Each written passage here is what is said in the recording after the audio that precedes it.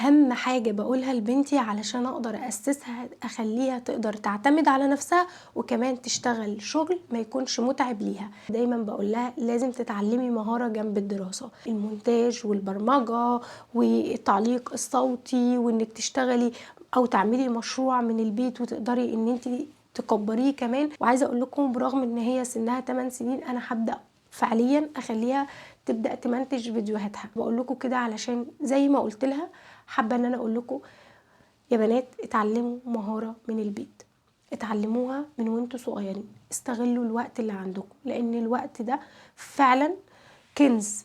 لو انت اكتسبتي فكره ان انت تقدري قيمه الوقت انت كده هتحصلي على كل حاجه انت عايزه تعمليها في حياتك. ولو انت فقدتي قيمة الوقت وبقى شيء عادي هتلاقي كل حاجة انت عايزة تعمليها الوقت بيضيع وبتكبري في السن وفي النهاية ما وصلتيش لأي حاجة.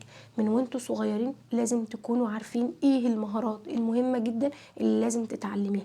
لو انت حابة تتعلمي مونتاج ففي طرق كتيرة جدا من على اليوتيوب تقدري ان انت تتعلمي منها. وحتى لو معاكي تليفون ما تحطيش عواقب، كسري العواقب عشان تقدري تحققي الهدف اللي انت عايزه توصلي له.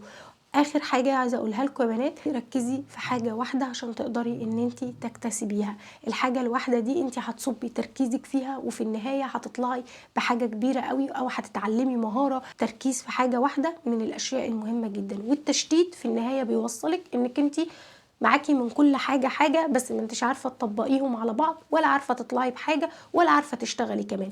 فمن وانتوا صغيرين لازم تكونوا عارفين ان التركيز في شيء واحد ده اللي بيوصلك وبيخليكي تنجحي، والشيء او التشتيت ما بين كذا حاجة هو ده اللي بيخليكي في النهاية ما وصلتيش لأي حاجة.